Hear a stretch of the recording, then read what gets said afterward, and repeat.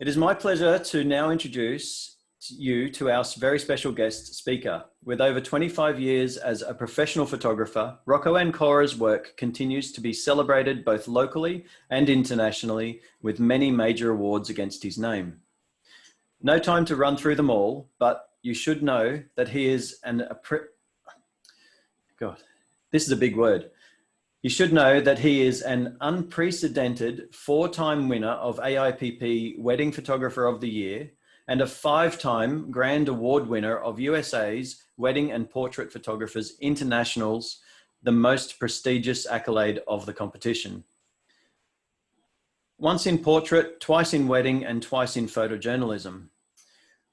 One of only 3 people in the world to achieve both Grand Master status of AIPP and WPPI.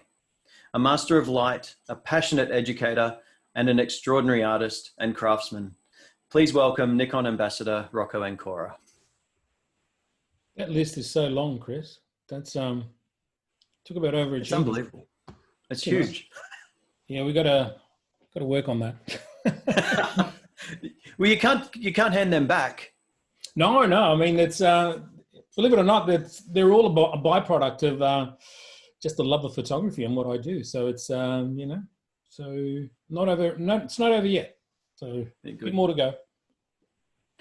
Now, at this stage, you're about to jump into your screen sharing. Yep. You'll run the presentation for tonight, and again, everyone, if you can just keep your questions in the chat. Ross and myself will run through those questions. Rocco will interject when there's questions that are relevant to either the image or to that's part of the presentation. I'll share my screen now, Chris. Good job. Thank you, mate.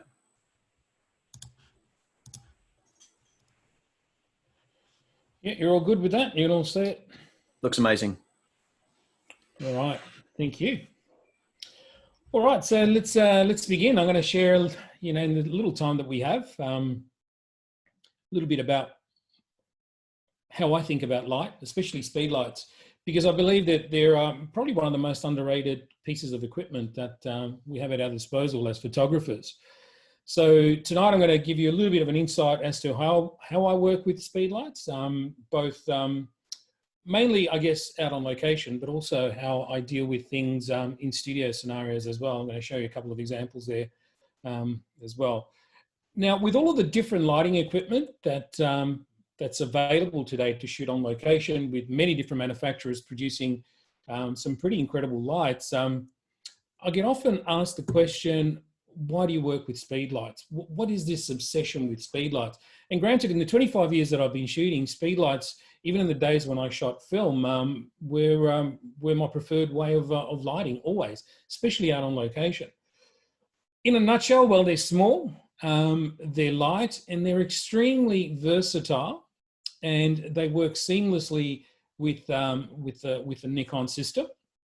Extremely easy to use and incredibly fast. Now, as a wedding photographer especially, and you have to think on your feet and you've got to think quickly, nothing beats having equipment that works and it's reliable and it integrates seamlessly with your cameras. And that's why speed lights for me, the Nikon speed lights, are at the top of the tree when it comes to my lighting choice for a lot of my location work. So the mechanics of how I work with the system, so working with the Nikon Creative Lighting System. Now I'm shooting mainly now with the Z series cameras, and I'll explain a little bit more about my transition into mirrorless a little bit later. But essentially, I have in my kit 3 SB5000s, which I always carry out on locations. Now, I remote trigger them using the WR10, which is a nice little unit that sits on the side of the camera. And it works amazingly well with the D5, D850 and the Z series.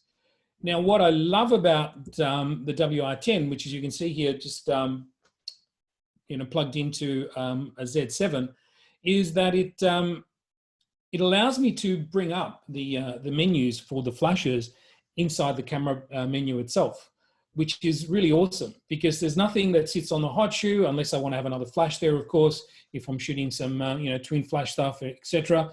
but everything is controlled inside the menu. Now with the D5 and the D850, I access that menu and I can look at the back of the screen, and with the touch screens, I can get to where I'm going. But the beautiful thing with the Zs now is that I can access that menu in the viewfinder itself. So I don't actually have to take my eye away from the viewfinder, which is pretty cool. So you can have your kind of one eye open on the action that's happening, and with your other eye, you can go through the menu and either adjust your flash and do all sorts of different stuff, which is a really different way of working. But like I said, working with mirrorless has been a game changer for me, and I'll explain why a little bit later on.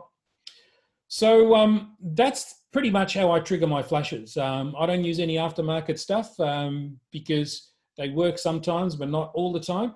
And like I said, the Nikon system is designed for Nikon cameras, Nikon flashes, and it just works. And that's what I love about it.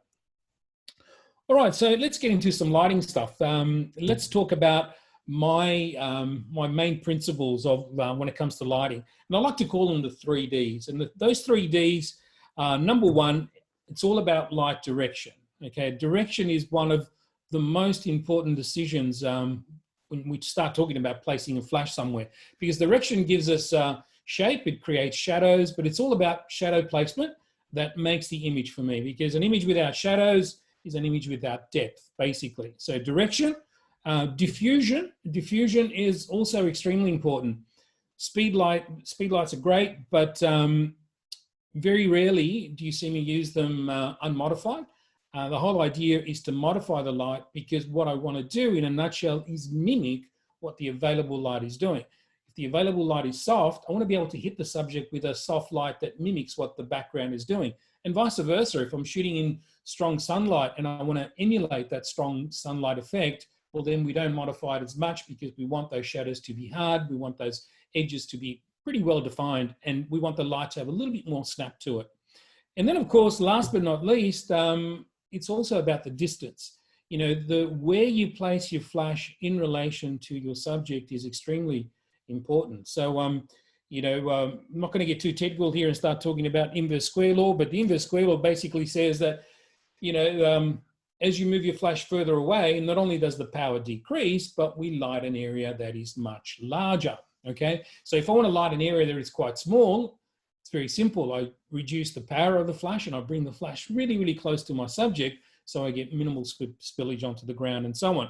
So gauging that distance or where the flash needs to go, it depends on what you want to light, but most importantly also how those shadows are falling in the background, whether they do become a distraction or whether they're simply there to enhance the picture.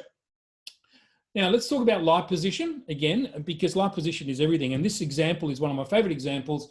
You know, this is a picture of a ball shot on the left with the light being at camera position. So in other words, on top of the hot shoe, and the same light placed 45 degrees to the left.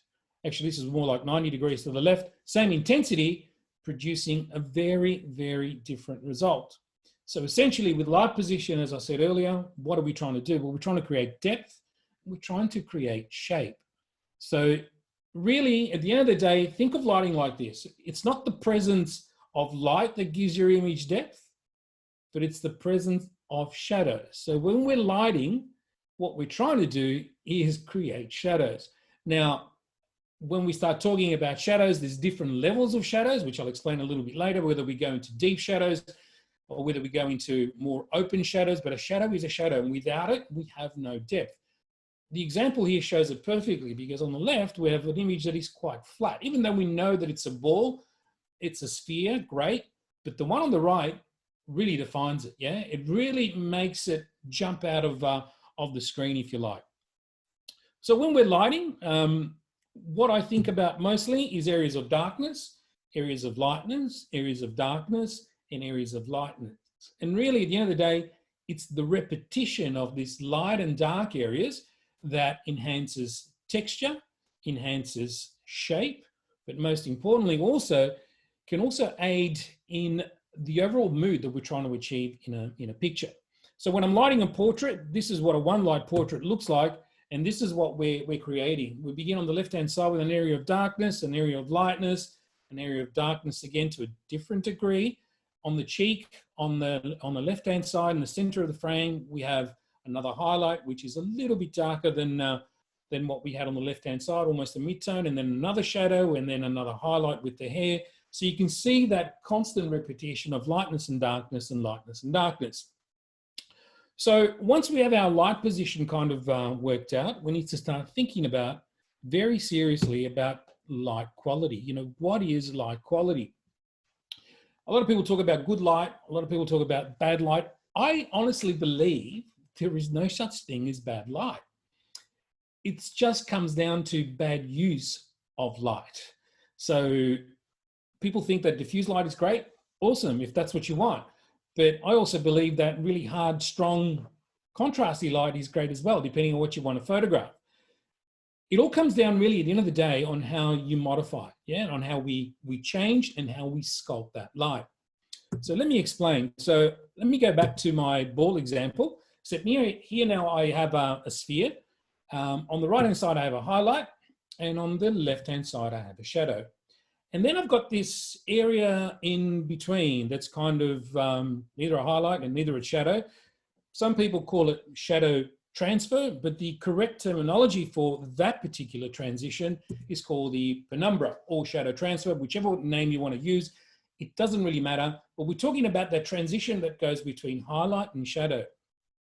Now, what happens is as we start to increase the size of the light source, in other words, we make this light source bigger through diffusion, what happens is that line or that transition becomes softer. And the bigger we go, the softer we get, and so on and so on. So it really comes down to how we choose to modify this light that creates the end result. We're looking for that shadow transfer to either, number one, match the environment that we're in with the existing light, so that the shadows that are falling on the background perhaps are the same as the shadow that are sculpting the subject, or we are creating something that really has no bearing on the background, but however, that transition is going to add to the mood of what we're trying to achieve. So the way that I modify my light, I mean, there's tons of stuff out there that you can get your hands on. You know, I always scour the internet for all sorts of different stuff, but usually umbrellas, different soft boxes, bouncing it off reflectors, you name it, I use it. And at the end of the day, some of the stuff doesn't look pretty, but it's about the end result that I need to get. So with your modifiers and the way that light works, so a smaller source of light, okay, it's going to give you a sharp edge shadow. It's also going to give you a small highlight, but it's also going to give you a bright highlight, okay, because that light's going to have a lot more snap to it. The larger source of light, we're looking now at soft edge shadows, larger highlights. There is a brightness reduction in your highlights, and your shadows are going to be a lot more open. And as you saw in the example of the ball, we're going to get that nice, beautiful transition of light. So here's an example here of really diffused light. Okay, so large diffused light. Now, when you start looking at that, the transition or the penumbra between what's happening on the light spilling out onto the cheek from highlight to shadow, you can see the transition is quite broad. Okay, so the light source is modified. Why? Because at the end of the day, we're modifying that transition, whether we choose to go for a snappy transition because the light is contrasting, it's going to add to the mood of the image, whether we go for something softer because we are projecting it through either a soft box or reflecting it through a really big bounce diffuser, whatever you want to use. So lighting, for me, is all about creating mood in your images. Light really, at the end of the day, is the key to emotion. And light is what we need for us photographers, I guess, to create images. And there's this obsession when you first begin photography, and especially when you begin people photography, to use fill flash and fill everything because that's what you're told to do. It's fill this, fill that. But really, guys, if you really want to take your imagery to the next level, I'm telling you, don't be afraid of shadows and embrace the shadows. You can control the shadows through reflectors and all sorts of different wonderful things, but you need shadows if you want to create mood, yeah? It's this balance of shadow and highlight that we constantly deal with when we're creating images and when we start talking about light. So don't be afraid of shadow, embrace them.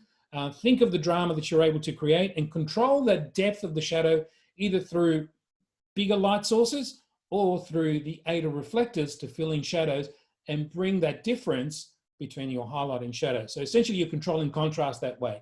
Contrast is nothing more than a difference between a highlight and a shadow. So if the contrast is great, it means that difference is great also.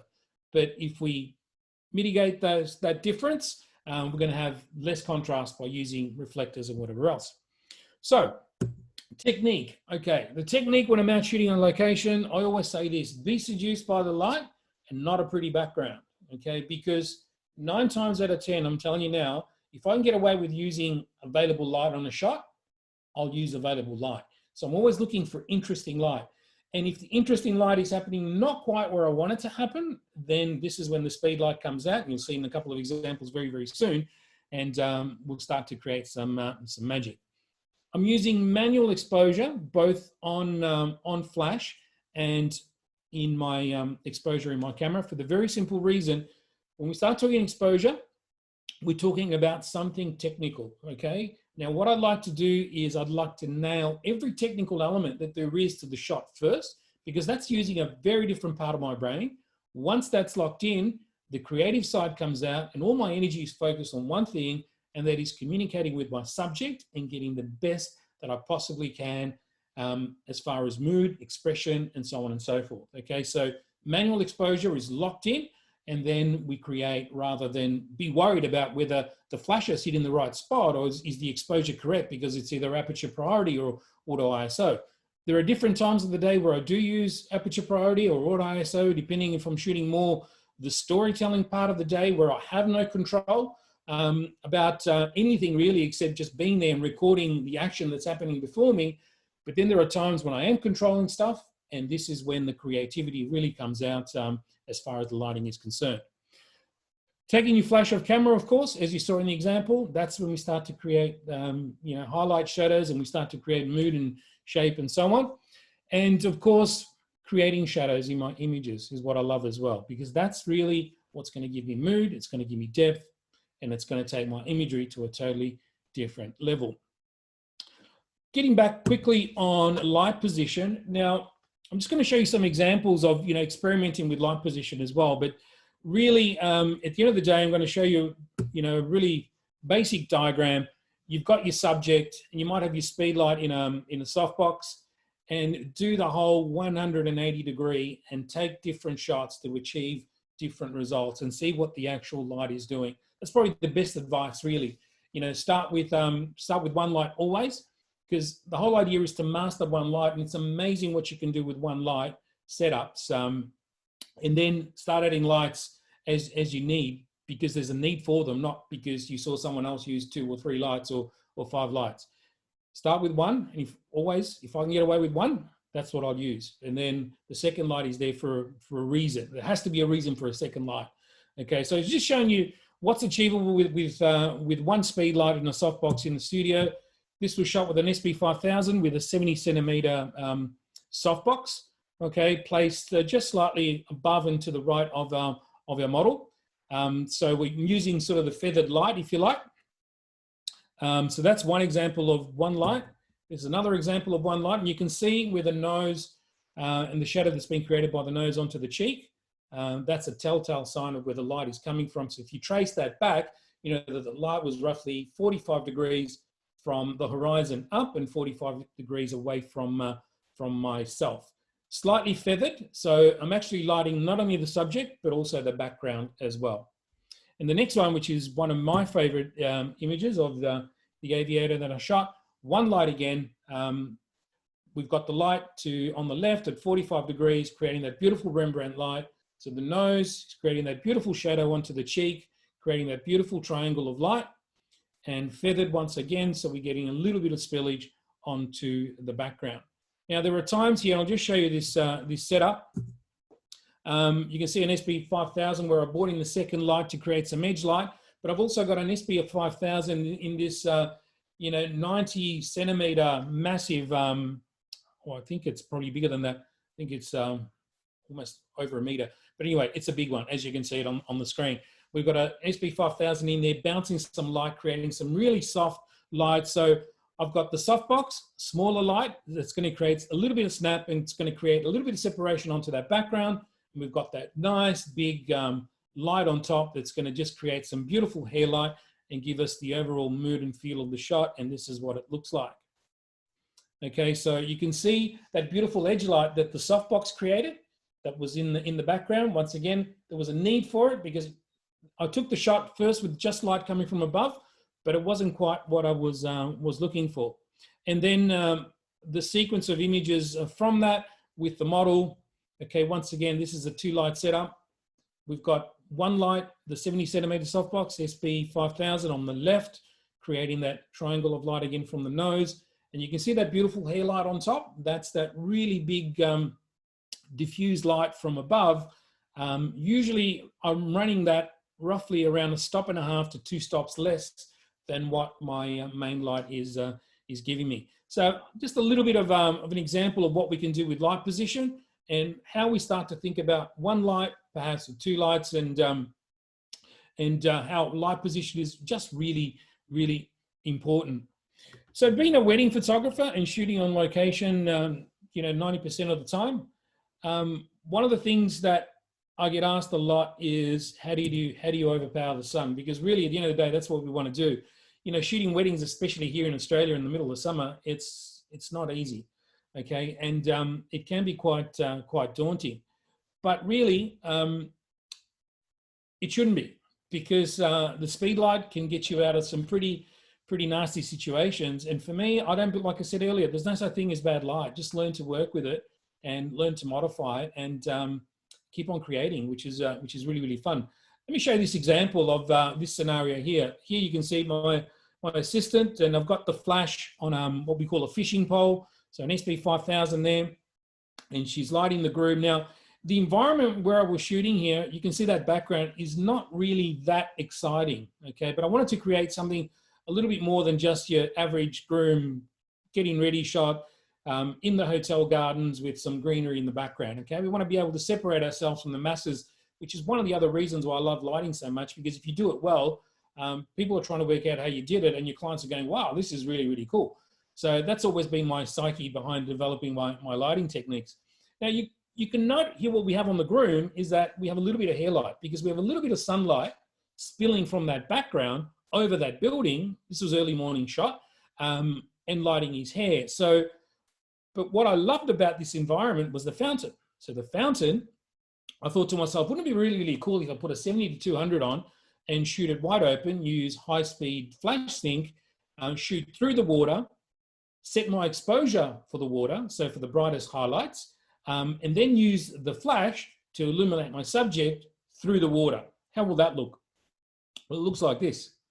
Okay, so that light that you see on his shoulder, on his right shoulder, which is our left of frame, that's sunlight. So that's the sunlight that I was speaking about earlier, spilling over the building. What's lighting him is an unmodified flash. So that really strong highlight, mimicking once again the environment that we were in. And you can see those little droplets of water. That's just the sun backlighting those droplets. So the thought process, setting the camera and the base exposure to how I want those droplets to look, first and foremost. And then, of course, bringing my flash in, 70 to 200. So this was shot with a Nikon 70 to 200 mil at 2.8 at 2.8.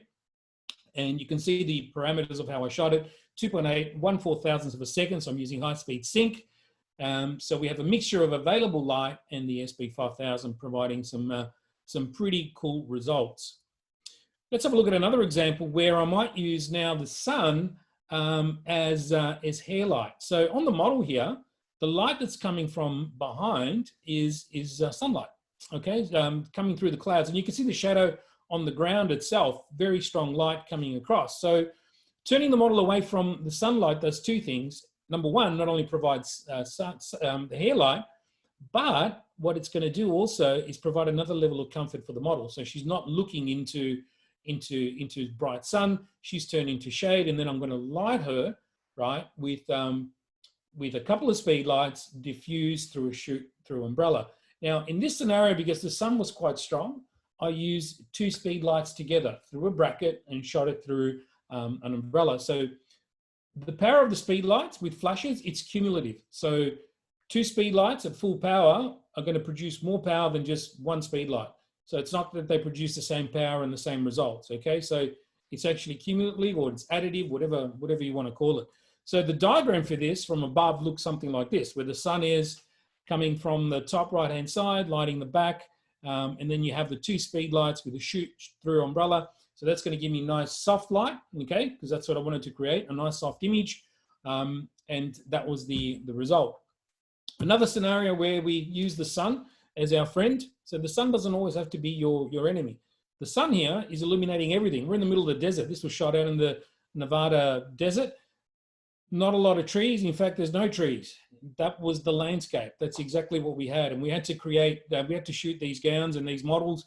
So on the left-hand side, all the light that you see, that's sunlight. You can see the shadow coming on the ground, and then just lighting her face just outside of frame, right? We've got a 2 speed lights together, and we shot that through a very small softbox, and the softbox had what we call a milk crate or a grid, if you like. So channeling the light just purely in one direction. So creating this almost spotlit effect, but soft, okay? So small softbox, 2 speed lights together, and then bang, we shot it into the model. Let's have a look at a couple more examples. So this is from a bridal shoot for some gowns we shot in, this was shot in China. That beautiful haze that we have in the sky there, that we actually used that to our advantage because it gave us diffused sunlight lighting the model. This is a shot I just did behind the scenes just with an iPhone. And you can see where the flash is placed, okay, on the right-hand side. Okay, so, and then the final result is this. So this was shot with the Z7 when the first Z7 first came out. And I'm using the Nikon 105 with an FTZ adapter, the 1.4 lens. The most beautiful lens ever created. I just love the bokeh on that. It's just insane. ISO right down because I wanted to keep my aperture as shallow as I could possibly keep it. So I shot this at f2. The shutter was 1/6400th of a second. And once again, we're mixing the available light with the flash. So we got that nice, beautiful kick of light from the flash, which is just outside the frame. So the flash is very, very close, providing a lot of power, just cutting right through there. And the rest of the light really is all the ambient. And then we have the beautiful haze in the background, which added to the shot. Now, when I'm working in sunny conditions, I'm looking at what the sun is doing and the type of shadows that it's providing. So we're doing this shoot. This is some of the stuff I shot in the US, and the house next door was providing this this beautiful shade of the roof onto this really beautiful colored wall. And I thought, you know what, it'd be really cool if I can place, you know, my couple in that dark spot and then light them as though there's sun being reflected and then lighting them through. So I did that. So that's exactly what we did, and this is what we got. So this was shot with the Z6, and we shot this with the Nikon Z 1.8S, the 50mm, another beautiful sharp lens. Aperture here was a 2.8, 1/2500th of a second, and the SB5000 here placed on the right-hand side, unmodified, because I wanted that shadow to be nice and harsh and mimic that sunlight. So that's what we ended up with. Then to provide something a little bit more different for the client, I kept the lighting pretty much the same, but I put on a different lens. I put on back the 105 and changed my angle. So now I swung around basically 45 degrees and shot it from a different angle. And this is what we ended up with. So same lighting, same intensity, okay, and this is the end result. So we had the Z6 again, but this time the 105, 1.4, and my shutter speed here, I increased it to 1/8000th of a second because I shot it at f2, but also I just wanted that background to go just that little bit darker. So just thinking a little bit differently about, you know, where the sun is, and if I put my subject in shade, I can bring the flash in to match the exposure of the sunny bits of the scene, if you like, and create something a little bit, you know, different and unique. The same thing goes when I'm shooting weddings. So the same sort of scenario, University of Sydney in the quadrangle there, if any of you have ever been there. What really, I guess, inspired me with this shot was the triangles of light, or the shadows, if you like, into that background. That background was in full sun. But there was also a lot of people everywhere. So I'm thinking to myself, okay, I'm going to use the shadows to pretty much hide the people. And if I put my bride and groom in the dark section of the picture, expose for the bright sections of the picture, and then make up the exposure using flash, I should get something interesting. Fingers crossed. I did get something interesting. And this is what it looked like. So this was shot with the D5 with a 14-24, because I wanted to get that wide angle perspective, and the subject's fairly close to the lens anyway. ISO 400, aperture 2.8, 1/8 thousandths of a second. Once again, we're using high-speed sync and blending that available light of the background with no light really where the subject was going to be. So rather than exposing for the shadows, you know, taking the shot of the bride and groom and blowing out the background and giving it the airy feel, which you could do if that's your style and that's what you like to do. But you know, I'm a man of mystery. I love shadows. This is what we love to do. Let's have a look at another example. So this is what attracted me to this particular scene. So these little pockets of light that were coming in through the tree for the background. And I thought, wow, if I'm shooting with a long lens, make that out of focus with really interesting bokeh. And one lens that's going to give me that is the 105 1.4. I'm going to get some pretty amazing results. And that's exactly what we did. So the subject here is being lit with a speed light. And I've got a little grid on the speed light. So it's channeling the light very narrow and in one direction, just outside of frame.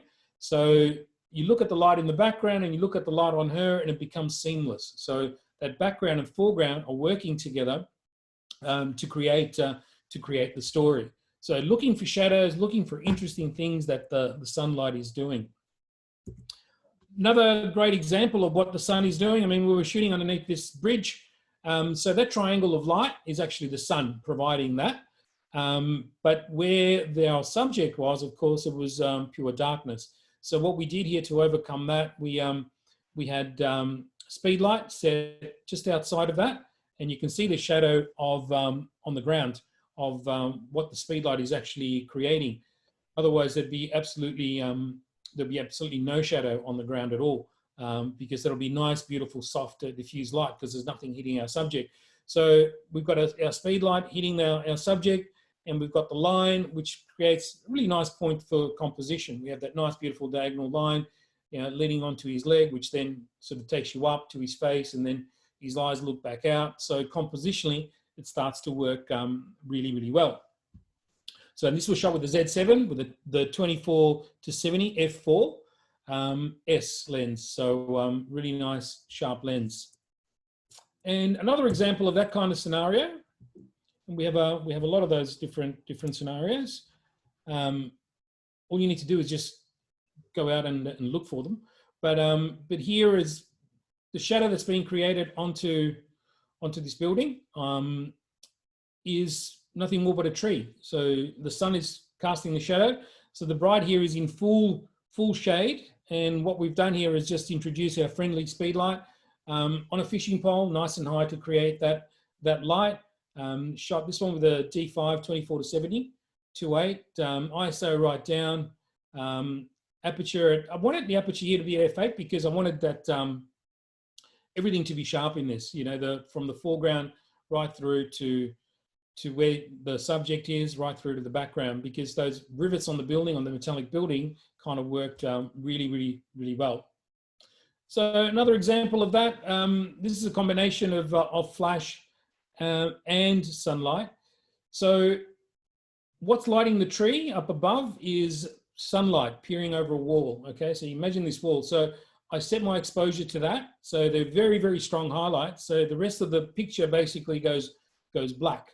So all we did then was place our subjects in that, and then use the speed light to create the rim light around them. So the speed light is sort of behind them and up high, and there's a grid on it, and it's channeling the light, and it's creating that nice, beautiful effect. So I'm always looking for different things and trying to work with what the sun's doing as well, either turning the subject away and then using flash to make up that difference, or looking for, you know, brightly lit backgrounds that I can bring a subject into into a shady part of the scene, and then use the sunlight then to, or use the speed light, I should say, to control that light and make it seamless and coherent with foreground and background.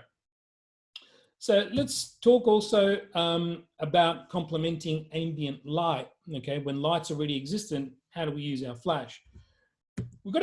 There's a couple of things we need to address here. It all comes down really to the intensity of light and the type of effect that you want to create. But you've got to think of a dominant light source. And you've got to think this way: is the ambient the dominant light source and the flash is just there to provide a fill of some sort? Or is it the other way around? Is the flash going to be the dominant light source and the ambient's going to be there to fill the rest of the scene? Okay. It's about establishing an effective sort of flash to daylight ratio that looks good and it looks natural at the end of the day. All these things will achieve different effects depending on how you use them.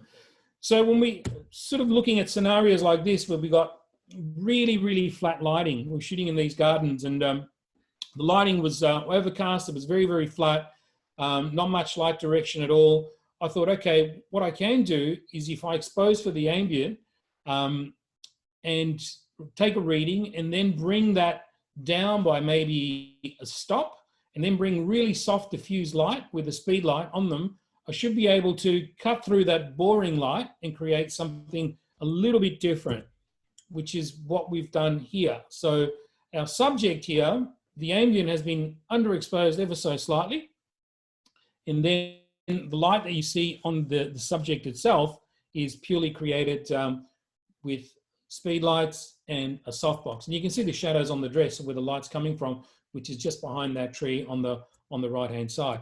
This is a different view, still shot with a wide-angle lens. But you can see now we have nice, beautiful light direction on the face, and the light is soft and it's mimicking what's happening in the background. Okay, so shooting with a wide-angle lens, shooting up to create a little bit more drama and a little bit more of a dynamic composition, if you like. But on the right-hand side, that soft light's coming in. It's mimicking what's happening in the background, and it's making the whole scene appear a lot nicer. So having a look at this particular scenario here, have a look at where the flash is, nice and high. What attracted me to this particular scene was, I mean, the cafe, the fact that the lights were on in this particular cafe. We had the light on outside. So the idea here was to balance the light that was inside the cafe or inside the restaurant with what I was providing on the outside of that. Okay, so we did a bit of a balance, took the ambient shot first, underexposed that now by, well, close to 2 stops, stop and a half to 2 stops. And then the flash was just lighting the subject. And I wanted it nice and high because I wanted to make it look like it was almost a street lamp lighting them, like the street lamp on the right-hand side. And this was the resulting shot. Okay, so, you know, you look at that light and it fits the scene. It fits because there's lights already present there that make it believable, which is what I love. Another really cool way, and the way I like to shoot, if there's not much happening as far as of environments, I look for interesting skies, overcast days, and then try and shoot in a scenario where the sky becomes my background. So shots like this, I look at really the sky formation. I set my camera so that is correctly exposed and I'm getting details in the brightest highlights, because then, you know, I have texture, so I want to be able to reveal that texture as much as possible. And then all we do is bring our SB5000, and in this scenario here, nice and close to our subject. So my assistant was on the same landing of them on this fire escape on this side of this building, and bringing the light across. We had a little dome sphere on the flash itself, so it's diffusing the light a little bit, but it's giving me a little bit of spread as well, and it's just giving me this nice light onto the bride and groom. And this one, the next one's from the same wedding. We have obviously light in the background. They're going to be in complete shade, but really we had very simple. Just behind one of the columns there on the right hand side, we had a flash with a grid. So the grid is going to channel the light just in one direction. We're not going to get any spread whatsoever, and we're just lighting them, and we're getting that nice, beautiful separation from them, the background, but also giving them light and making that light appear, you know, nice and natural and believable. Okay. Let's have a look at another scenario from that same wedding. Again, this is a backlight scenario, so the outside is quite bright. Okay, so I've used flash behind them just to pump some light through and give some little bit of definition to the veil that was being blown by the wind as the wind was sort of coming through in that direction. But even though I used flash there, I still want it to look natural and believable. You know, that light does actually look like it's spilling from the outside into the inside of the building. I hate sort of doing backlit shots where, you know, there's light coming from behind the bride and groom, but then there's nothing there for the light, no reason for the light to be there. And it kind of looks odd. You know, there's more to lighting than just placing a flash behind a bride and groom. So thinking about the environment and thinking about where I can put this light to supplement the available light to make the shot a little bit more interesting. Even in interiors, when we're shooting in interiors, here we were shooting at La Bassa Mansion, which is a beautiful place to shoot here in Melbourne. So that staircase goes right up and around, and there's a landing on top. So I had the my assistant on top of there with the 70 centimeter softbox and an SB 5000. So that's going to create nice, beautiful, almost of like a skylight effect. But we also have that nice, beautiful window, which I didn't want to blow out. So really the exposure was set for that window because I wanted that detail of the lead glass, which was quite beautiful, of course. And then just creating that nice, beautiful edge light around the head of the bride, around the shoulders, and then the veil and the bottom of the dress as well. So scenarios like this, you can see the positions of flash. I'm about to do a backlit shot. I've got a chandelier in this room, which was a massive room, and the chandelier is being lit by a skylight, which was kind of behind and above the chandelier. So we had this beautiful light, and I wanted to mimic that on the bride and groom. However, the light wasn't quite at the right angle, so we created it artificially. Okay, so that backlight that you see is created from the flash that the assistant's holding. The other two flashes aren't actually firing. Okay, so there's one on a softbox in the corner. That was from a previous shot that we did in this particular setting. And there's one on the table, which is just there because I didn't want it in the way when I was taking the shot. And this is the resulting photograph from that. So we've got a nice little bit of light, and we've got that same sort of light happening with the chandelier, creating that nice beautiful, you know, separation. The idea here was to place them in a dark area, so in that archway where there was no light behind them, just to make the whole thing, you know, believable. But also at the end of the day, it's about separating them. So the light, that nice beautiful edge light, it's more visible if that background is darker rather than that background being in a brighter part of the room. If I shot it, say, on the right hand side of that as opposed to the left hand side of that. One more example. So we have two speed lights in this particular scenario.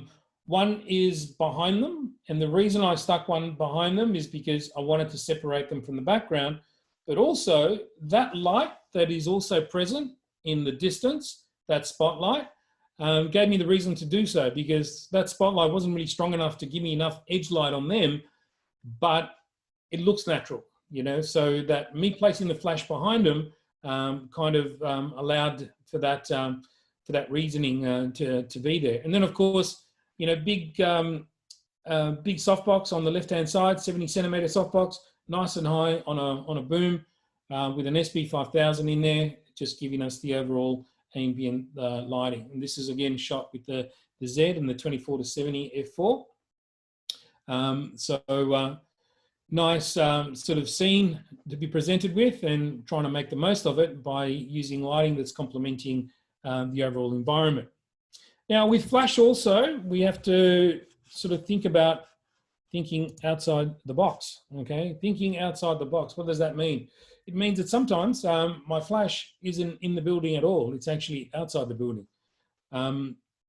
Placing flashes outside the building and firing them through windows, love doing that because you can get all sorts of amazing effects. You can see here my assistant there in the bushes holding the flash. This is the shot before we positioned it. So in the final shot, you'll see in a minute, the flash is actually coming from above. So she's above and behind that other bush. But the idea, that's what we've done. And this is the resulting shot. So we went inside and shot the reflection through the swimming pool that was indoors. And that light that you see, that nice, beautiful edge light, was just, SB5000, just lighting our subject, providing that nice, beautiful light. So the idea here was to balance that indoor light of that lamp. You don't want to blow that out, so setting our exposure for that, and then bringing in our flash to give us enough light and definition on the subject to make it look as though light is coming from outside, lighting our subject. And then, of course, this shot here, same sort of scenario. This is 2 speed lights now. The light you see on the background has been shot through a window that had, those lines across it. That was the shape of the window. So that's going to give us a nice, beautiful, interesting background. And the light in the foreground, lighting the subject, is another speed light with a grid. Okay, so the grid, once again, allows me to position the light precisely. So it's only moving in one particular direction. So I wanted more light on her and less light on him. Okay, so it's giving us that nice, beautiful edge. It took a little bit of fiddling with this to get the light position, right, and no movement from our subject. But we eventually got there, and it was worth the effort. So I'm always looking for scenarios like this where I have louvered windows, and I'm able to go outdoors and shoot some light through it to create something that's a little bit, I guess, more interesting. So this is how this was created. So Z6 with the 50mm 1.8, and the speed light is doing all the work. So rather than just have, opening those louvers up and having soft diffuse light, which is one of the shots we did for this particular shoot, but I preferred this one because it just had a little bit more mystery and a little bit more drama. And just to show you, I mean, this one here was actually shot because we wanted these shots together, but this was shot in a different part of the house where the sun was actually coming through. So the light here was actually what the sunlight was actually doing. So just to show you that that was recreated, and it works. Okay, so being able to mimic that in a real environment was pretty awesome. On a wedding scenario, same thing. So using the speed light through the louvered windows to create something that's it's a little bit more interesting, rather than once again opening those blinds up and just having light spill everywhere. So the ability to be able to control light, but also placing the light from outside sources coming in to make the shot look a little bit more interesting. Another scenario could be the other way around, where we have, say, the sun sort of coming in, or daylight coming in through the window, and we use that as our supplementary light, if you like. So that's going to light the scene, turning our subject away from that, and then using an SB5000 with the grid. This was shot on the D850, and this was the result. And the haze that you see there, that was done with haze in a can. You can get cans that you can spray atmosphere in. And they work a treat. So we had these cans and we created the mist. And then we had this, as the light was coming through, it created these nice, beautiful rays of light. And then we had the flash to give us the light on the subject. And have a look at the next one. Same sort of scenario here. This is now using 2 flashes, one on the left-hand side, providing the main illumination. And on the right-hand side, we've got one up above and nice and high, and you can see just a little bit of glare coming, or flare coming in from it from the corner, and it's lighting the hair and providing separation on that side of our subject with that really, really dark background. All right, so having a look at shots like this, and a lot of people think this is a Photoshop hocus pocus. This is, as you see it, was shot in camera. So we have a curved wall, and we have a speed light placed just around the corner from the curved wall. And there was a fan, one of those big industrial fans that we use just to push some air across into that area. So this was at this warehouse where the bride and groom were having their reception. And this was coming into the actual reception area part. And it was a hot day, so they had these fans, and we just turned one of the fans. We didn't have permission to do so, but we asked for forgiveness rather than permission because I needed to get the shot. So we always kind of work that way, as photographers especially. So we just turned the fan. We had a little bit of wind, so blowing that veil, and then we just got the bride kind of to walk and look directly in front, and this was the shot. So the lighting diagram for that's pretty much what it looks like. So the curved wall, the subject, the speed light, and that was the end result. The next one is probably one of my all-time favorite shots because once again, it was created in camera, and there's zero Photoshop in this except, believe it or not, turning it into black and white. That was it. Okay, so I'll show you the shot, and the shot's pretty amazing, but the way it was shot, it was really, really simple. So they're standing outside of the building. I'm inside of the building. What's separating me and them is frosted glass window. Okay, so I can't see out, they can't see in. Now there's my assistant holding a flash on the other side of them, right? And I'm shooting from the inside with the trigger. As the flash goes off, it's going to create the shadow of them having a drink on the glass, and that's how simple it was. And this is what the lighting diagram for that looks like. Really, really simple stuff. You know, you look at it and you go, how did you do it? And now, look, once you do it once, that's the thing with lighting. Once you've tried something once you see it, you can never unsee it. And, you know, every time I see anywhere with frosted glass, I'm going to do that shot again because I've done it and I've nailed it. I know how it works. And it's really, really cool. And it's something that, you know, couples love because it looks different and it's pretty awesome. So that was that's how we created that shot. This one here, again on the Z6. So I'm shooting this up against the glass. I'm getting the outside of the building, looking out into the building, exposing for that. So the right-hand side of the frame is going to go totally pitch black, and then we just bring a speed light really close to our subject. I've got a nice little grid on it, and we're just lighting the subject ever so slightly, and that's the result. And this is what we ended up with. So nice, nice and simple.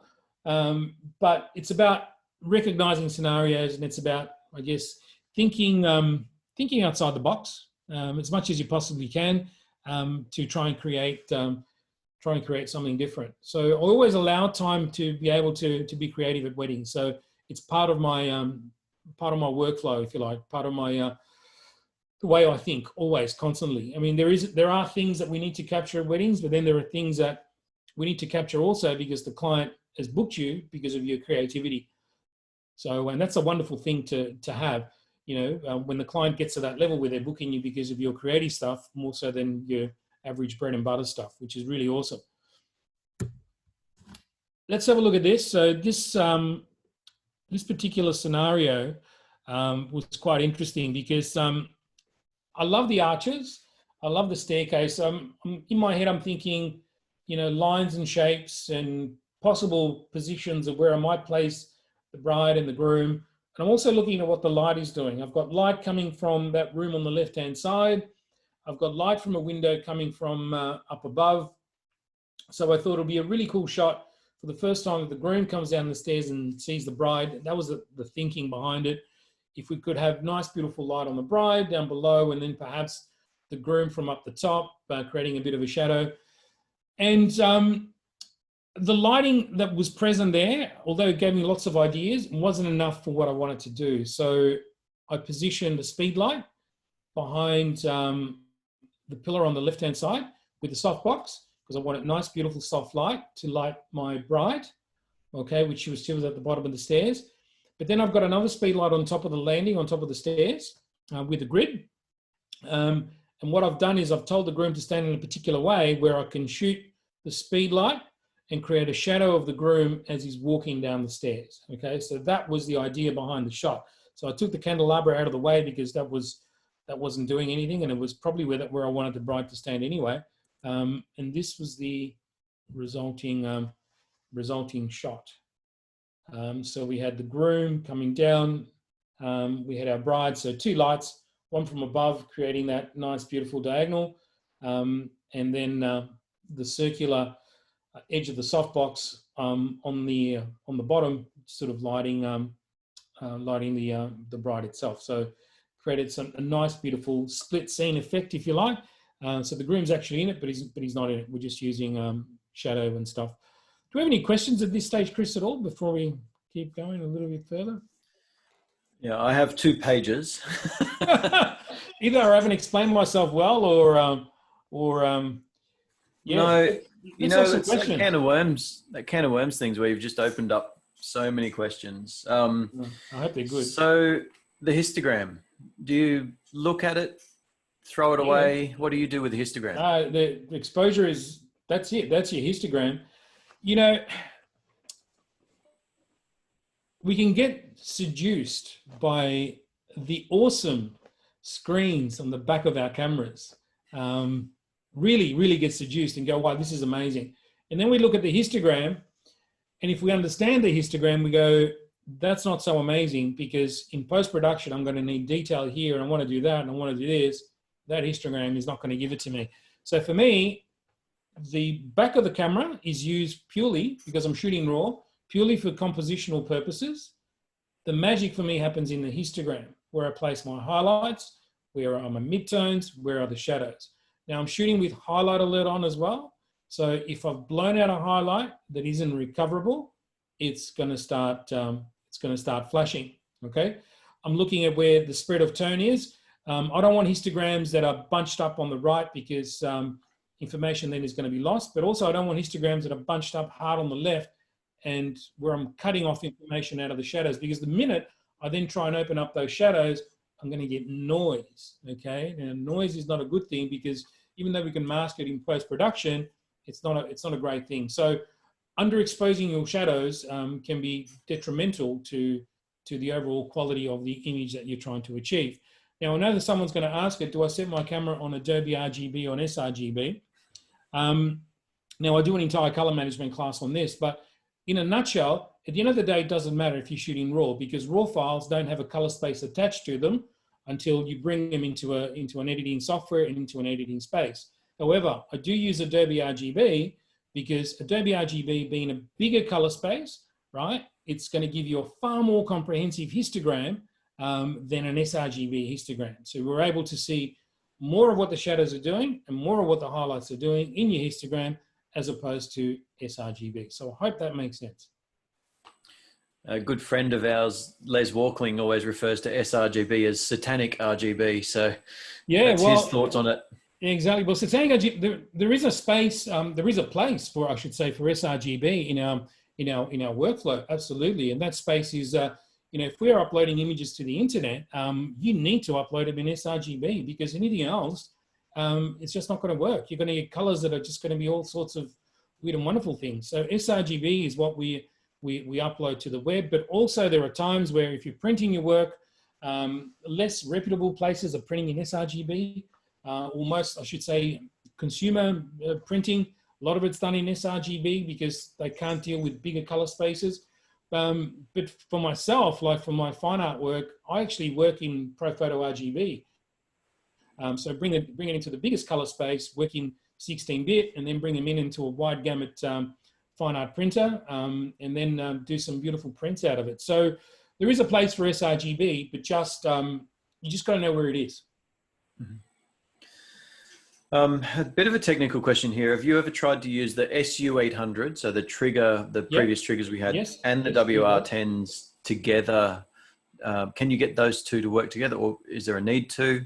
No, there's no need to. Why would you get them to work together? You've got one, then.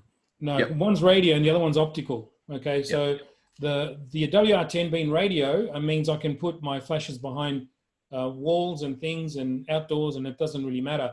The SU800 works amazing if you're indoors, because it's relying on an infrared signal that's bouncing or is in direct line of sight of where your speed lights are. So it's although you've got the same level of control, it's just a different system. So with your SP5000s, you can trigger up to I think 6 groups now with those in the new cameras. and you can have like as many flashes as you want in each group. So there's no reason why you want to use the two.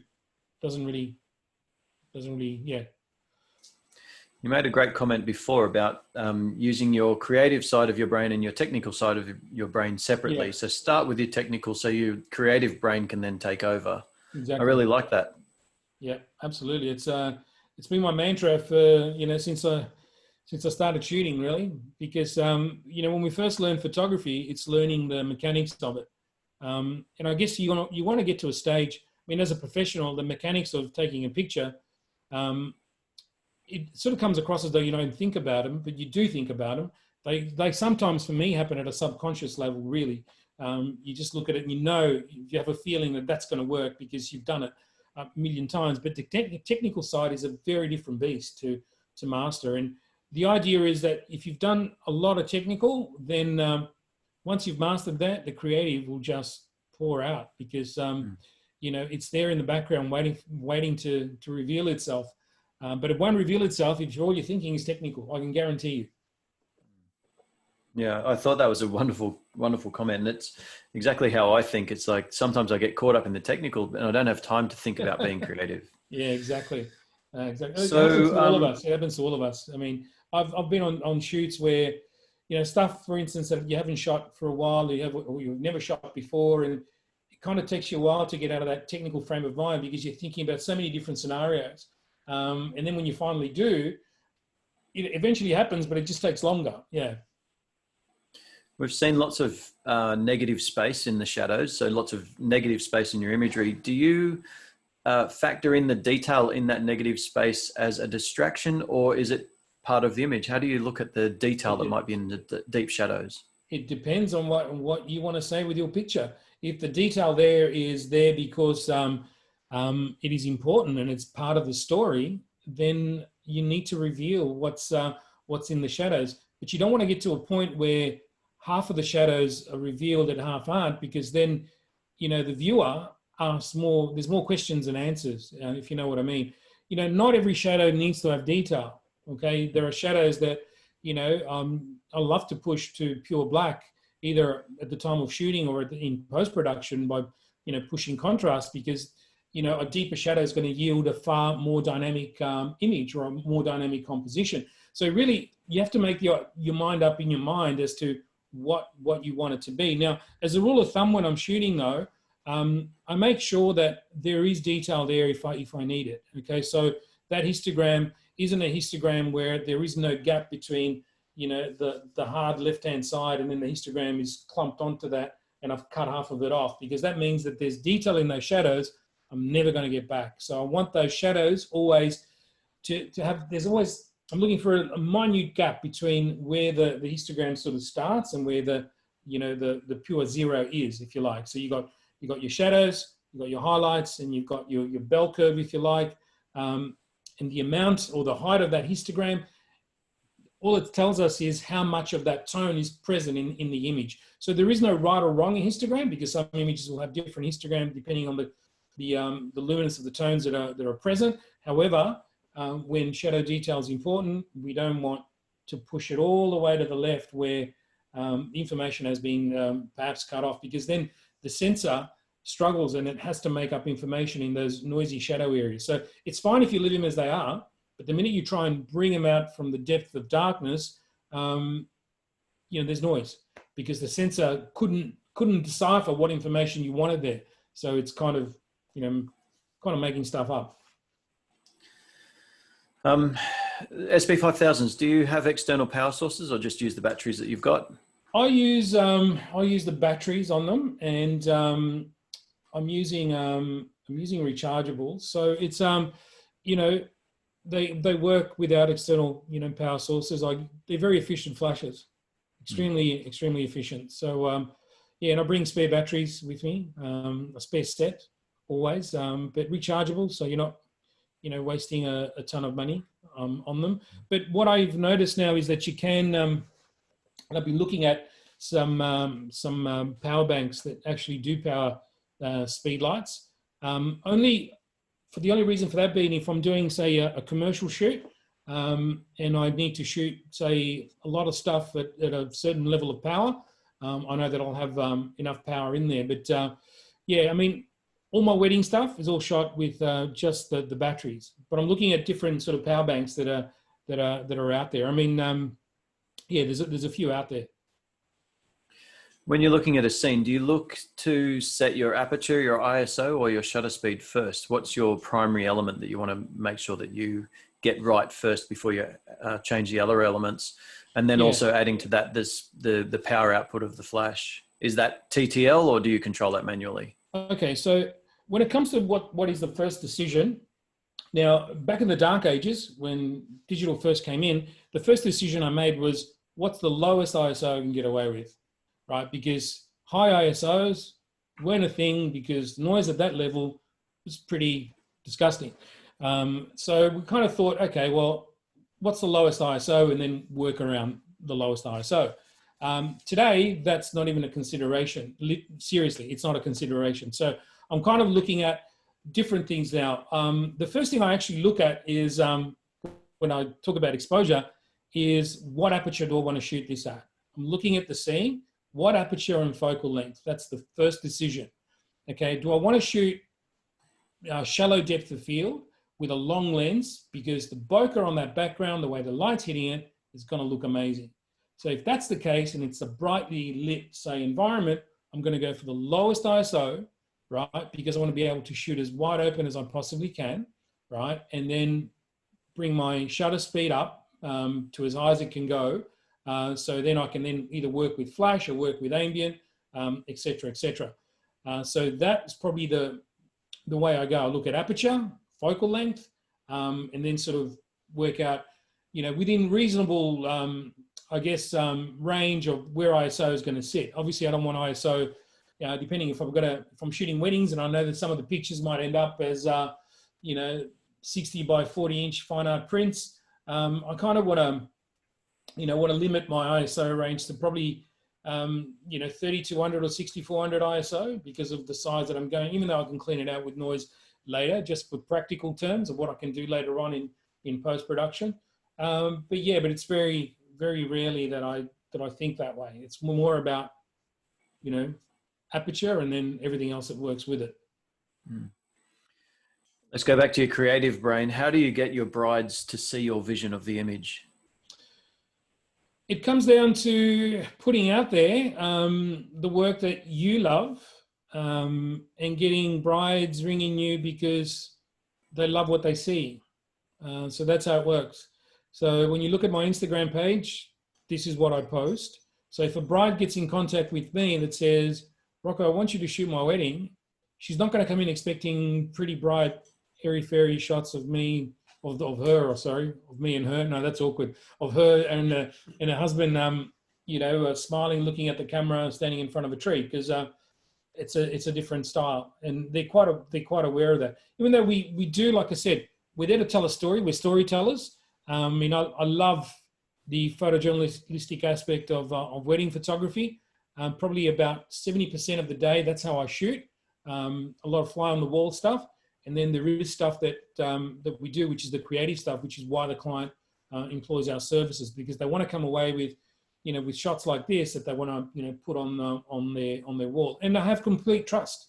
They come in, they see these images on the wall, they see, they see the albums, they see the, the different prints that we have around the studio, and this is what they want. So that's how you get to see your vision. I think one of the worst things you can do is put stuff out there that you think people are going to like, because that's what brides are going for these days, because the other 6,400 Instagram accounts that we might look at look like that. So you go, that's what they want. That's what I'm going to produce. That's good to a certain extent if you want to get work through the door, but I guess to feed that creative side of you, you can't do that. And I've always taken a leap of faith, and I've always opted to put stuff out there. Even like in the days we used to do magazine ads used to have these really moody images, and that's what we got. And it was amazing. We're still getting them today. So it's really, really good. Excellent. Now, next up, we're going to talk about some gear. So you've been shooting a lot lately with the Z series. I have. You're going to talk us through the Yeah, Z series, yeah. So where it the fits. good old Z. So when Nikon first announced this camera, I thought to myself, "Oh yeah, mirrorless." You know, I'm fine. I'm good. I'm a D850 man. I'm a D5 man. Look, I'd like something lighter because the D5, when you shot a wedding with the D5 and the 7200 around your head all day, kind of hurts at the end of the day. And the older I get, the pain's getting worse. So I thought, gee, something lighter would be great. But it was not something that I never really considered. And then, of course, as an ambassador, we're so fortunate and privileged that we get to actually test and use this equipment. And so I had a Z7 to try out, and I couldn't put it down because everything that I thought it wasn't. It was better. So this is my sort of first impressions. I couldn't believe how light it was. I couldn't believe how solid it felt for something that felt so light. It was just so comfortable to hold for something that was really small. Okay, and it felt like a Nikon, you know, because you're thinking about someone who shot Nikon for the majority of their career. Is used to feeling a certain way with buttons everything has to be in a certain way. And then a new camera comes out that's a lot smaller and you think it's going to feel different. It's going to be a different camera. And it wasn't. And it feels like a Nikon. The buttons are Nikon. It was great. It was really, really good. And I enjoyed the feel of it. And then I started to kind of photograph with it. Let me just bring up the other slide. I started photographing with it. And, you know, I thought, okay, it's a lot quieter. It took a little bit of time to get used to the electronic viewfinder, but it made me realize a few things. One was that I didn't have to look away from the viewfinder to look down at my picture to see what my exposure was. So I've actually become a more efficient shooter, if that makes sense. So I'm shooting, and as I'm adjusting and as I'm doing my adjustments, I can see the picture that I'm actually taking. I can see my exposure parameters. I can see my highlights and my shadows and how dark I want to make them. And I've got the live histogram happening at the same time. And I've got all this information coming to me at the same time that I'm actually composing the image. Whereas before, I would have to compose the image in here and look at my viewfinder, my exposure, spot metering. So I'm metering off a mid-zone, and I want that the exposure indicator to be, you know, in the middle of a mid-zone, or from exposing off a highlight, I know where it is, and process all of that in my head to have a mental picture of what that exposure is going to look like, then take the shot and then look at it and go, yeah, that's where I want my histogram to be. I think that's going to work. Let me just do one to stop over and just see how that looks. Whereas now I don't have to do that. I'm kind of looking at it. I'm looking through. I'm looking at the histogram. I'm looking at live, and then I take the shot, and it's what I've seen. So it's kind of like, it's this interactive kind of, you know, information, almost an information overload at times, but the information is all there, everything that you need. You know, your histogram being live there as you're shooting is, it's pretty amazing. So it's making things really, really, really awesome. And the screen inside is just so good. And the way I've got it set up also is, as I'm shooting, I've got one of the front buttons so that if I press it, I actually get a playback of the image in there. So, and it plays back at 100%, so that I'm able to check focus really, really quickly, and also see what the image is actually, you know, looking like. So it's pretty cool. So it's made me a far more efficient shooter, and I'm loving it. I'm loving the size. I'm loving the optics, the new optics. Really, really awesome, the S-line lenses, but also my F-mount lenses with the FTZ adapter. When I mount them on the Z series, they're actually sharper because of the size of the mount and the way it allows light in. There's a couple of YouTube videos. I couldn't actually believe it, but it's a thing. There's a couple of YouTube videos where there's a reason why that is, but those lenses have actually come up a notch. Like the 105, 1.4, it's a great lens on the D850 and the D5. I put it on the Z7, and it's like where did this sharpness come from all of a sudden? It's the same optics, but it's really, really, really, really cool.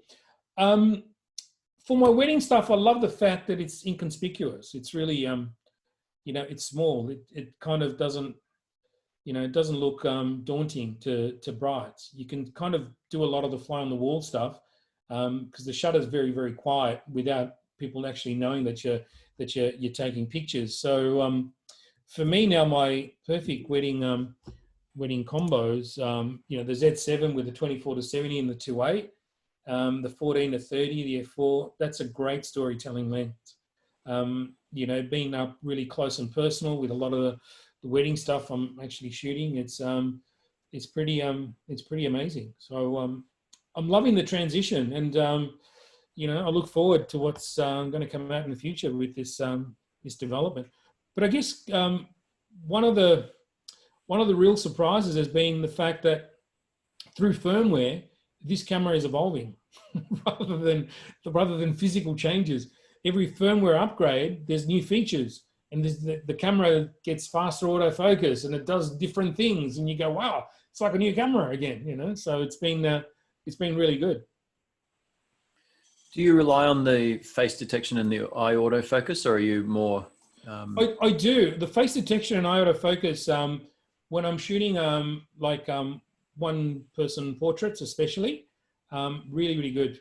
I love the way it works, and I love the accuracy of it, the way that it just finds the eye and it shoots. For a lot of the sort of group shots, although you can use it as well, times though I want to focus in a specific spot, so I become a little bit of a control freak, and I you know, I like to you know, choose my focusing area, if you like.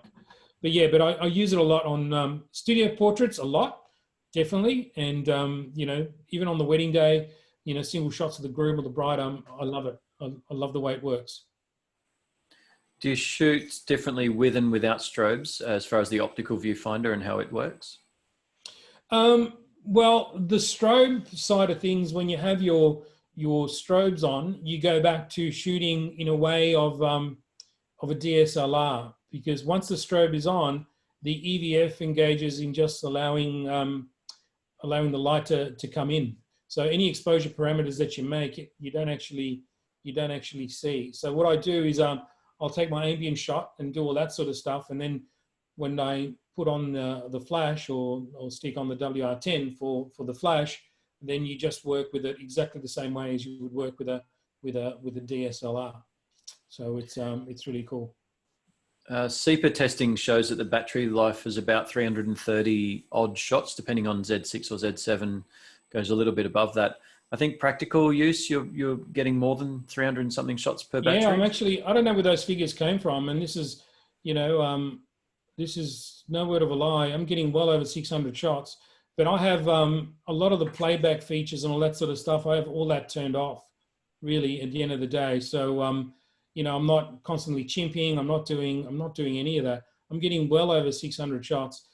I don't know why, but as firmware sort of changed, I don't know whether this is just me, but noticing, but you know, battery life for me has changed as well. I don't know, some of the features, I'm not sure, but I'm getting well over 600 shots. So I will have a spare battery for each of the cameras on a wedding, and that's it. And I'm good. I've got enough power to last me for the day. Just going back to some of the flash usage, do you use rear curtain sync, or how do you set your camera up? Or does that change depending on the shot? For flash, yeah. Now I still use rear curtain sync. Okay. I've always have that set up just in case I don't want to do any moving shots. I always love to have the flash freeze and then the trail of movement as well. So yeah, still set that up to rear curtain sync. So yep. So one of the biggest problems I have when I'm trying to use flash is sometimes the flash is overpowering everything else. But you made a wonderful comment before that you set the ambient first and then you use your flash almost as like a little torch, let's say, that doesn't overpower the ambient. Yeah. Make it look natural. Exactly. Right. And really, look, you know, TTL on the Nikon system works a treat. It works really, really well, and I use TTL for a lot of the reception stuff, you know, which is awesome. But really, manual flash. It doesn't matter what camera I'm using, whether it's a Z or a D5 or a D850. Like I said, the manual flash is my preferred option of shooting, because that distance and that power, it's not going to change. And I know that if I move the flash back, you know, and I'll double the distance, right? I'll just open up an extra stop, and you know, because the light has decreased by, you know, a quarter or whatever, because of the inverse square law, and just work that way. Even like at receptions, I'll have two speed lights, SB5000 on stands, and I'll have them set the corner of the room, cross lighting the room. And then I'll have one, which is the main light, which an assistant holds, which they're always sort of standing at about 45 degrees to light the scene. So what I can do, those two flashes are actually set on manual power, so that I know that on the center of the dance floor, those two flashes are delivering around 5.6. And I know that closer to them, they're delivering F8. And on this side of the dance floor, they're delivering F4. Okay, so I know where exactly I need to set my camera to achieve that sort of scenario. And then the actual flash that's doing the roaming with me, that's actually set on TTL, because that's fairly close, and it's reading off the distance that I'm focusing at, and it's working really well. So that's how I sort of get around it. So it's a combination of all of these things. But yeah. Question here is, do you miss the vertical grip from the D5 to the Z7 or Z series? I mean, the vertical grip on the D5 is great. I mean, I never use the vertical grip on a 750, or even like in the days when I was shooting the D700 or the D850 for that matter. The D5, the vertical grip, I love the vertical grip, because on the D5, it's a heavy camera and you need that vertical grip just to stabilize it. But on the Zs, to be honest, I don't really miss it. In fact, if there was one, I wouldn't opt for one, because it makes the camera too big. And I don't want a big camera. I want to downsize. I want to get smaller. Teeny tiny. I wish they had a little teeny tiny camera. Can I ask you a controversial one? Ooh, I love controversy. How do you handle shooting a wedding with one card slot? Oh, that's a tough one. It's kind of like with my even shooting with a D5, with the D850, the second card slot I use as overflow. XQD, since sort of the XQ, because the D5 that I have, it's an XQD one, so I've always shot XQD cards. I've just been really, really happy with XQD technology and reliability. But the camera does tell you if it can't write to the card. And a lot of the mistake people make is that with any card, they will get an error message, and then they think that by turning off the camera on and off and then keep shooting on the card, that everything's going to go away. But the camera actually says there's something wrong with the card, don't use it. And the times that I've done that I've pulled the card out, it's easy to recover the images off the card. Not that it's ever happened to an XQD. XQDs have been amazing. And also, you've got to understand that cards have a lifespan. As a professional, I update my cards every 18 months, depending on how many shots. I keep a little Excel spreadsheet of each card. They're all numbered, right? And the lifespan and how many frames I'm actually shooting with them. Okay, so they do have a lifespan. But I don't.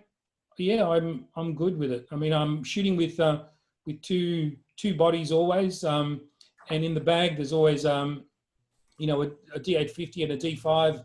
Should things get really nasty and both cameras kind of decide to go on the day, but it's about having redundancies as a professional. So you don't just turn up using one card and one camera.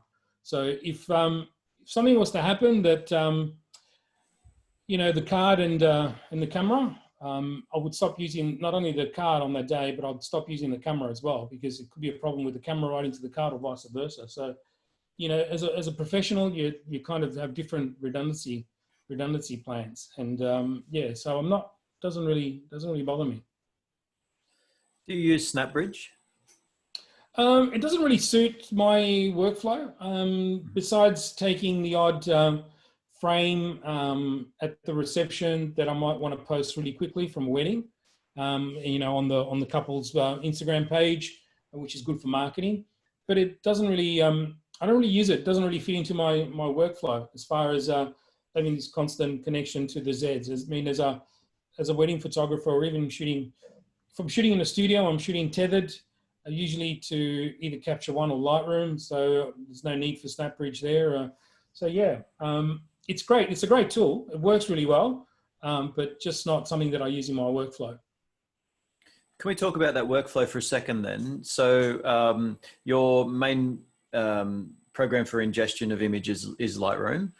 And then from there, do you have a workflow that, sorry, you want to interject there? Or? Yeah, it is Lightroom, but it's also Capture One. Okay.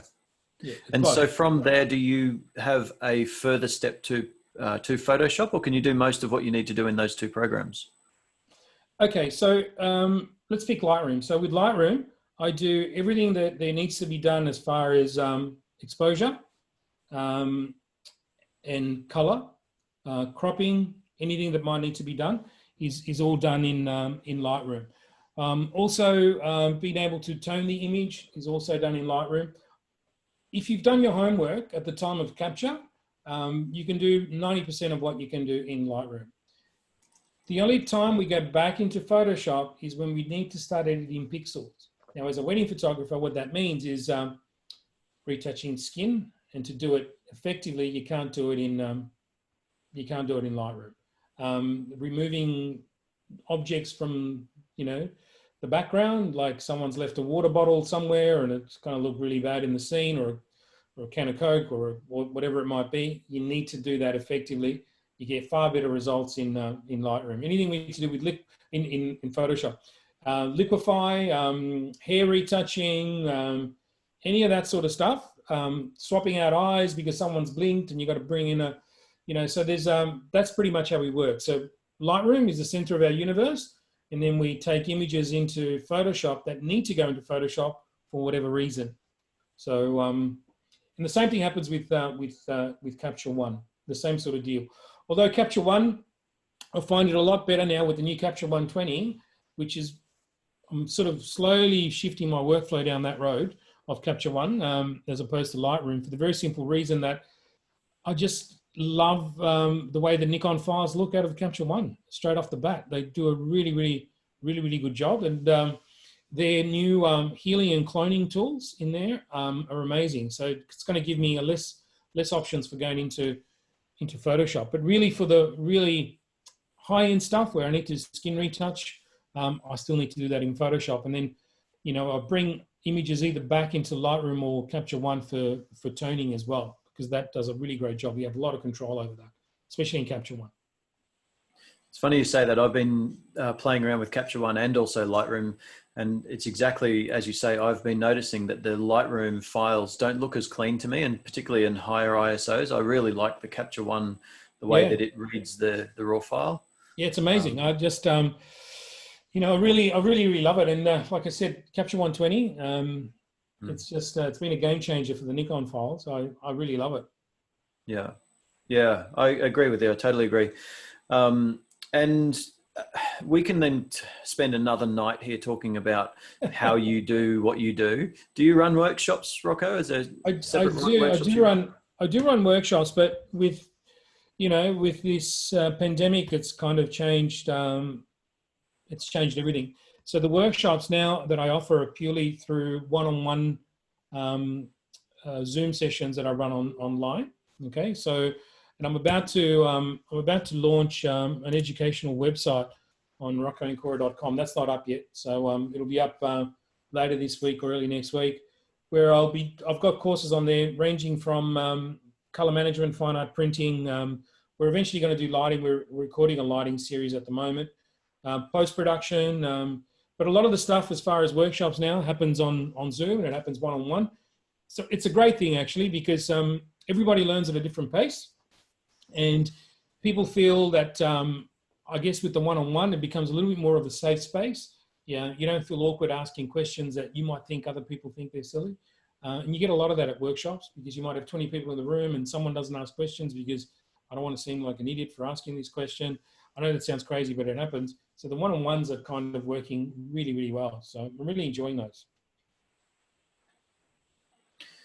That was almost a magic segue, wasn't it? Straight into these, and I didn't plan that on purpose, but that's wonderful. And I think one of the things that's come out of this time that we've all spent at home is we've got to know people like yourself better, and we've got to understand a little bit more about how you shoot.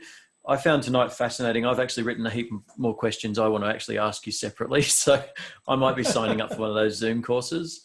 One of the hardest things I find in life is to get my flash photos looking natural.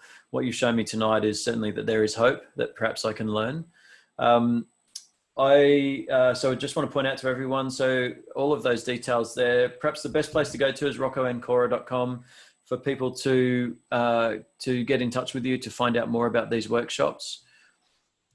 Yeah, absolutely. Or send you messages on social. So, yeah, roccoancora.com, or just private message me on Instagram, Rocco Ancora Photo. So check that out as well. So yeah, but I think the one-on-ones, because you might want to do a one-on-one on post-production, or you might want to do a one-on-one on on lighting, or it could be, and we run them in a way where we can do like 1 hour session, but we can do it weekly for 5 weeks or 6 weeks, depending on what you want to do and how in depth you want to go. One of the things that we're running in person, it's one of the only things that we can run in person, and we have to run in person because you can't do it any other way, is the fine art printing workshop. So how we go from, the capture right through to final print and to fine art printing. So that's done in person here in Melbourne at my studio. And it's big enough for social distancing, so it's good. So that's the only one that we do in person. But the rest now, they've all transitioning into online. And the lighting stuff can also be done online, but a lot of the practical stuff, the series compressors now recording videos so that the videos become part of the educational process, because light position is very hard to imagine in a two-dimensional plane unless you're there seeing it physically. So by filming almost a 360 of it, you kind of get a vibe of where you should be placing your light and how you should be modifying based upon the actual environment that you're in. So yeah, so a bit of work ahead. I think we're done with all the questions now, Rocco. Awesome. It's been an absolute privilege to have you. Feels like you're in my home and we're chatting. It's been a privilege to have another chat to you. Yeah, fantastic. We've known each other for a long time, but every time I speak to you, I always learn something. So I really appreciate you giving up your time. Thank you. I appreciate all of our guests being here, listening to the call tonight. And certainly if you want to find out more from Rocco, please go to his website, visit him on social.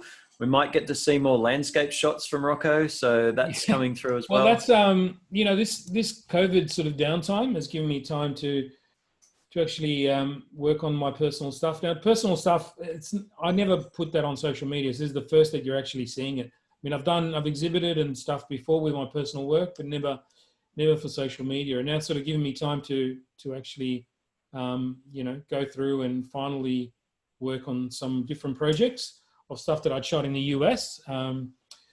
Thinking also that it might be a while till we can get back there, and be a very long time before we can get back there. So we'll see how that goes. Well, the most inspiring part about the night has been learning the word penumbra. So I appreciate that. Thank you very much. Very good. Thanks for enjoying that word. You can just call it shadow transfer. It's fine. Oh, penumbra is lovely. Oh yeah, I want to look at your penumbra. Rocco, you're amazing. Thank you very much. Mate. Thank you to everyone. I hope you enjoyed tonight's session of Behind the Lens with Rocco Ancora, and we look forward to the next lot of sessions. Again, there will be an email that comes out tonight, which will have the next lot of sessions with through Eventbrite, and of course the discount to the Nikon store, and of course the feedback form. If you can please fill that out, it helps us a lot.